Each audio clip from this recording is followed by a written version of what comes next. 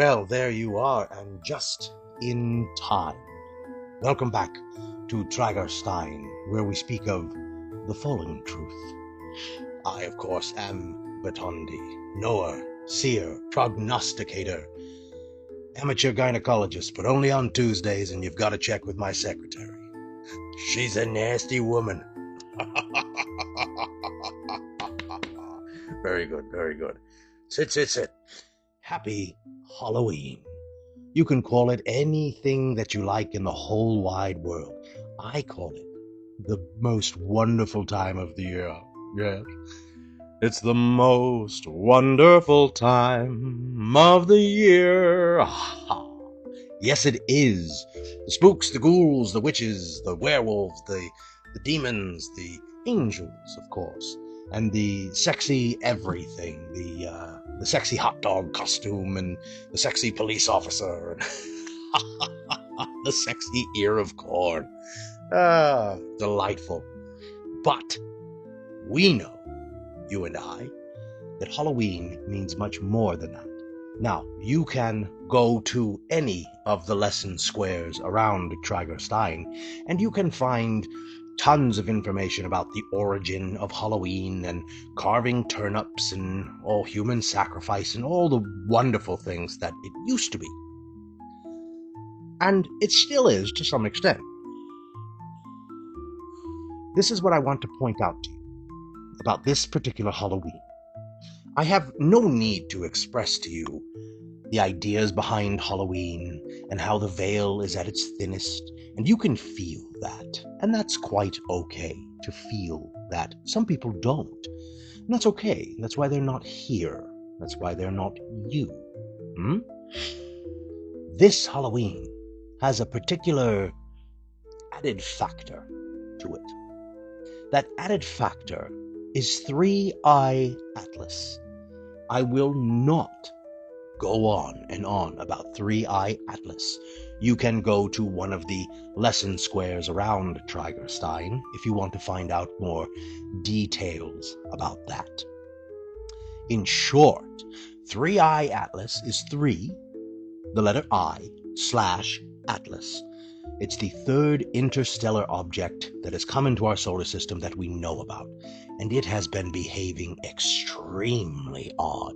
And it bothers me that it's not being spoken about in other lesson squares, and not in schools, and it's not the talk about town, because at the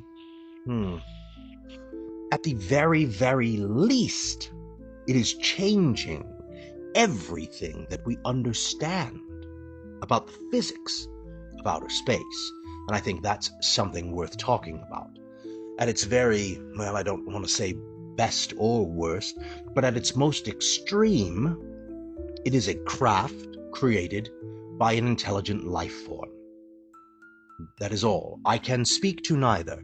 I have not seen it. I have not gone to it. I do not know. So in that way, you're on your own. So look it up, 3-Eye Atlas. Now, what is so unique to this Halloween is that prior, just a few days, over the last few days, it has come behind the sun. And as it is going behind the sun has released coronal mass emissions, I believe is what it is, CMEs. And it's launching basically a giant, unfathomably large amount of energy. Like nuclear weapons, multiply the nuclear weapons that we have on Earth in total by hundreds, maybe thousands. And it has blown this directly at 3-Eye Atlas as it passes behind the sun. The first coronal mass ejection was when 3-Eye Atlas did a superior conjunction, meaning 3-Eye Atlas, the sun, the earth, and the moon. When all of them lined up, the sun exploded at 3-Eye Atlas, and it has been following 3-Eye Atlas with explosions every 24 hours. At this point, the explosions are smaller, but the first 4 were ginormous. And it is said, of course I am not a scientist, But it is said that if that same amount of energy, if those same 4 blasts were shot in our direction as opposed to away from us, right now we wouldn't be speaking.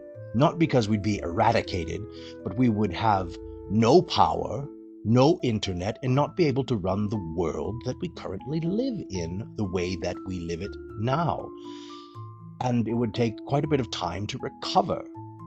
That's pretty neat. Now, what is going on right now is that we are coming into our full moon on November 5th. Now, this full moon in particular is not only full, but it's also a supermoon, which means this moon on November 5th, because of course Halloween is a season. Let's not forget, anyone in any bit of witchery understands that Halloween is a season. Yes, Halloween is life. For some of us, look at me, I'm a mess. So the moon will be at its closest and at its brightest, and it will also be a full moon. This is not exceedingly rare, but rare enough to take note, especially if you are in the world of wizardry, as it were. If you are in the mood for a spell, now is the time. The earth's now, if you have a skeptic bone in your body, and you might say, well, this is all just stuff that goes on and it's fine. There are measurable, physical changes that will be happening to the earth that we are experiencing now. Hurricanes, perhaps some very major earthquakes, because the that is a spell that I use to correct things when I've said them wrong. Blah, blah, blah. That's what I do. Magic. So the electromagnetic fields and the gravitational pulls are all going to be crazy for a little bit of time here. And so there will be something that you'll feel. Knowing you, in particular, being in tune with the magical arts, which is why you are here to begin with, you will feel something. What that is, I cannot say. That is up to your physiology and your spiritual nature. I, for one, have been a bit energized, a bit motivated, a bit, peppy. Peppy, yes. I would say that's a good word for what I've been feeling as we come into this supermoon. So, starting this Halloween and moving through the supermoon, I highly recommend you get your magical shit together. You figure out what spells you want to cast, what things you want to work on, what you want to change about you and about others. And I do not mean manipulation. Well, in a technical sense, it is manipulation. When you watch an ad, it's manipulating you. But I want you to take a little time as you're casting spells through this very potent season to think about others. Now, I have just heard something that I thought was quite neat. It was regarding prayer. And it stuck with me, and it was very clever, and I wish I could give credit to whomever said it, but I can't remember. It was a preacher man. Not the son of a preacher man. It was a preacher man.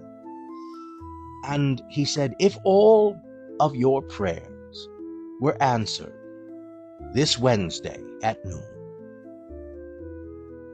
whose life would be different besides yours? My love, that is something to think about. Who are you praying for?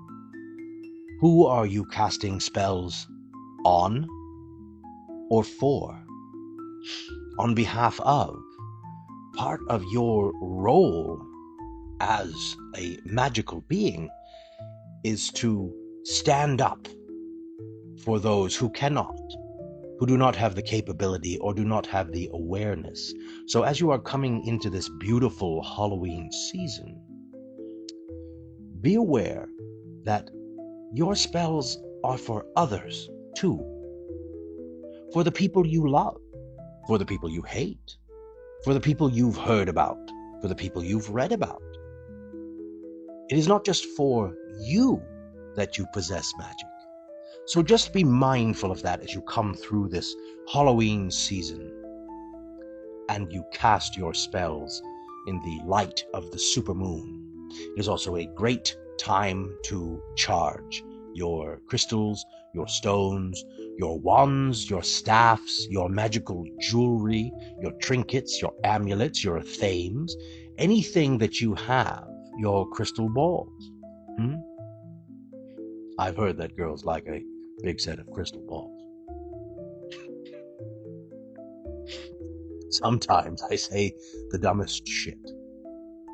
What can you do? So just be mindful of that as you come into this Halloween season, that it is a good time to spell. It is always a good time to spell, but it is a good time to exercise spells for others and spells that require a lot of power. Not a simple spell on yourself like calm down, I'm about to be interviewed or something like that. Real powerful, life-changing spells for you, those you love, those around you, those you think of. So just be mindful of that in this Halloween season. Everything is there and everything is ready. The only thing that's missing is you and your magic. Until we see each other again, think with your mind, work with your body, feel with your soul, and have a wonderful, blessed, and spooky Halloween. Run along.